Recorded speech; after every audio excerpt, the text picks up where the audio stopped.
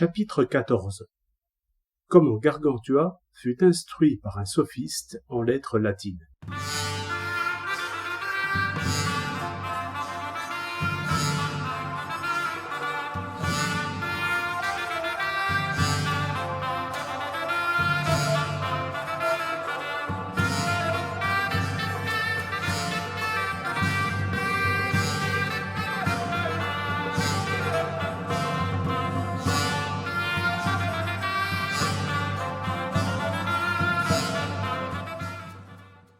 Après avoir entendu ces propos, le bonhomme Grangousier fut saisi d'admiration en considérant le génie et la merveilleuse intelligence de son fils Gargantua.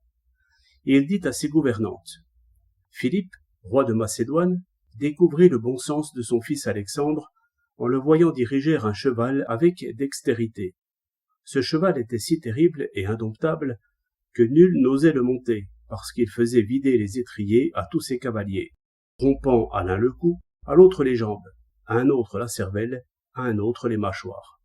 Alexandre, observant la chose à l'hippodrome, c'était l'endroit où l'on faisait évoluer et manœuvrer les chevaux, se rendit compte que la nervosité du cheval n'était due qu'à la frayeur que lui causait son ombre. L'ayant donc enfourché, il le fit galoper contre le soleil, de telle sorte que l'ombre tombait derrière lui, et, par ce moyen, il rendit le cheval aussi docile qu'il le désirait.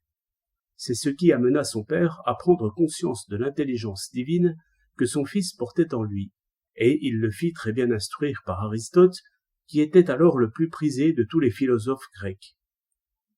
Et moi, je vous assure qu'à la seule conversation que j'ai eue tout à l'heure, en votre présence, avec mon fils Gargantua, je comprends que son intelligence participe de quelque puissance divine, tant je la trouve aiguë, subtile, profonde et sereine.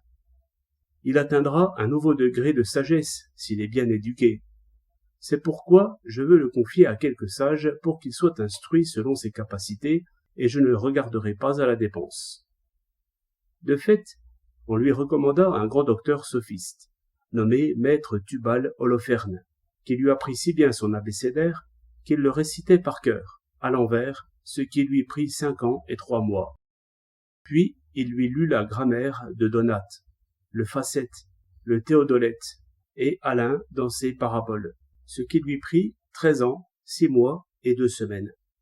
Mais remarquez que dans le même temps, il lui apprenait à écrire en gothique, et il copiait tous ses livres, car l'art de l'imprimerie n'était pas encore en usage. Il portait habituellement une grosse écritoire, pesant plus de 7000 quintaux, dont l'étui était aussi grand et gros que les gros piliers de Saint-Martin d'Ainay. L'encrier, qui jaugeait un tonneau du commerce, y était pendu par de grosses chaînes de fer.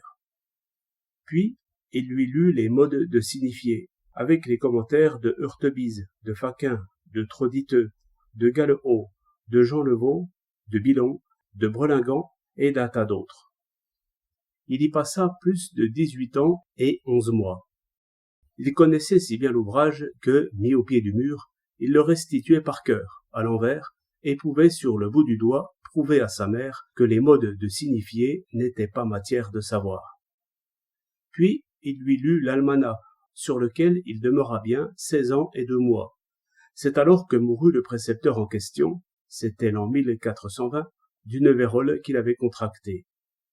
Après, il eut un autre vieux tousseux, nommé maître Jobelin Bridé, qui lui lut Hugutio, le grécisme des vers rares, le doctrinal, les parties, le quid, le supplément, Marmoteret, comment se tenir à table, les 4 vertus cardinales de Sénèque, Passaventus avec commentaire, le de Rampais pour les fêtes et quelques autres de même farine. À la lecture des sus des ouvrages, il devint tellement sage que jamais plus nous n'en avons enfourné de pareils.